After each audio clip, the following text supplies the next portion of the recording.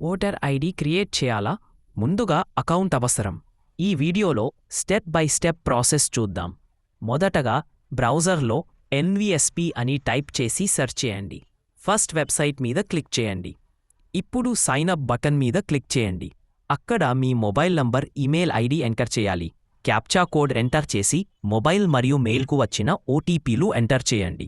తరువాత first name, last name enter చేసి verify button click చేస్తే అకౌంట్ సక్సెస్ఫుల్గా క్రియేట్ అవుతుంది. బ్యాక్ వచ్చి సైన్ ఇన్ క్లిక్ చేయండి. ఇమెయిల్ లేదా మొబైల్తో ఓటీపీ ద్వారా లాగిన్ అవ్వచ్చు.